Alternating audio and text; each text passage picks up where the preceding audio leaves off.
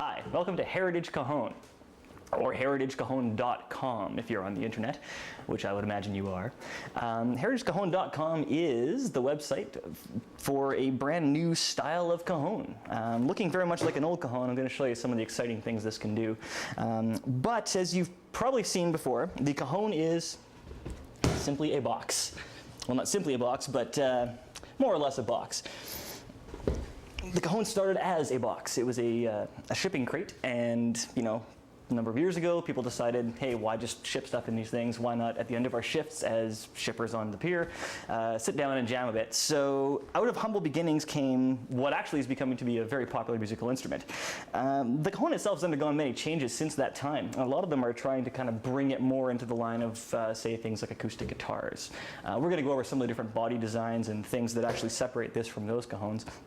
But ultimately, what's the point of all this knowledge if you don't have a musical instrument that sounds good? So, the Heritage Cajon is, in my opinion, the best sounding cajon on the market. But later on, if you go to the performance section of the website, you can hear these things in all their glory. So, let's go over some of the things that make the Heritage Cajon different, shall we? First things first, the general body of the thing. Heavy, but that's good. The body is constructed out of MDF. The reason for this is with the mass of MDF and without having any kind of internal bracing inside to stop that mass from working, you can actually generate a real low tone. Not just a low note, but a low tone. Heritage Cajon also features an innovative snare mechanism. Cajons didn't originally have snares. However, it became apparent after a while that why not expand the idea? Why not add, as drummers always do, one more thing? So, cajons started to be made with variable adjusting snare mechanisms, that sort of thing. However, none of them seem to have quite the level of flexibility that this one does. The snare mechanism is a two-part thing. It's a rotary lever, which essentially allows you to control how much the snare is contacting the front plate. And then you can lock it with this cute little wing nut here, right? Giving you basically any degree of snare contact, from extremely tight and snappy to very, very loose and open and rolling and rigid and stuff.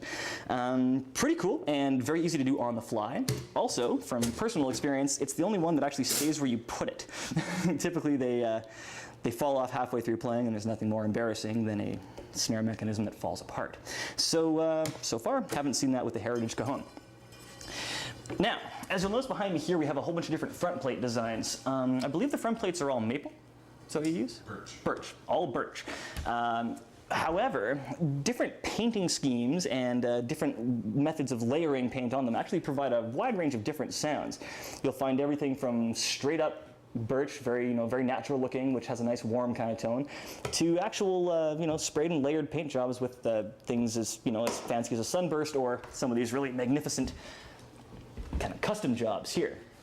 These are limited edition and one of a kind. So if you want to get yourself one of these, and you'll be able to hear it on different parts of the website, stay on heritagecajon.com, go to the buying part, and pick out your favorite. Now, the difference in the faceplate, in how the faceplate is finished, actually has a large amount to do with how it sounds. You'll find most often that with a simple faceplate like this, you have a very warm, very traditional cajon sound. But lots of times, cajons these days have come into the role of needing more cajones, needing a little bit more in the way of push and punch and deepness, because oftentimes now they're sitting in bands as opposed to just on the dock with other musicians. So some of the designs in the faceplates that that Ken here has accomplished would be different paints that actually increase the attack of the drum, and you'll hear what an attack it is, as well as things, simple design features that actually increase the low end. So really, the choice of sound in this cajon is as varied as that on a drum set. And, for a drummer, I'd much rather carry this than a whole kit. So, yeah, let's see, what else? Oh, yeah, another design feature which is very unique to the Heritage Cajon is, rather than this box being a simply uniform box, just made like a box and then having the faceplate stuck on, there's actually some consideration to what the box should do. Unlike any other cajon that I've ever seen, he's taken the trouble of actually removing material in this area. It's hard to see because the faceplate's over top, but if you take the faceplate off, this part, which I don't recommend you do, this part here is actually thinner. than the rest. And what that does is actually allow for increased slapping and a lot more tone transmission onto the rest of the body of the skin, or of the front plate, which allows for things like, for example, massive pitch variance.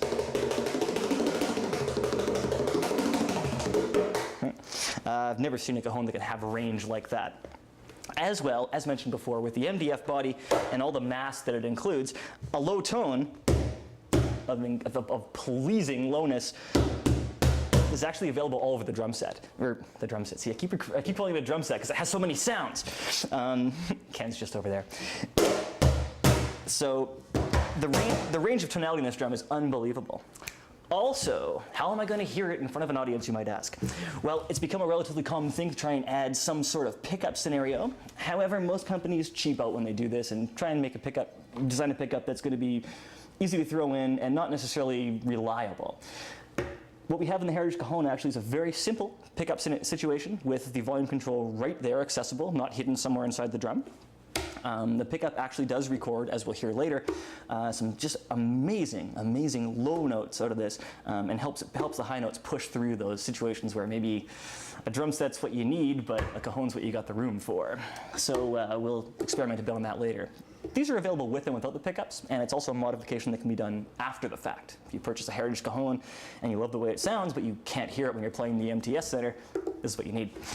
So, in a nutshell, one wonderful instrument. I guess if you want to hear how each of these ones sound, we're going to go through and we're going to show you all the different aspects. We'll show you centering on just the middle, centering on the edge. We'll show you performances of each one, and some variances using the different snare, the snare throw off for different techniques and that kind of thing. So once again, thank you for checking out Heritage Cajon, and we look forward to seeing you in some of the individual sites.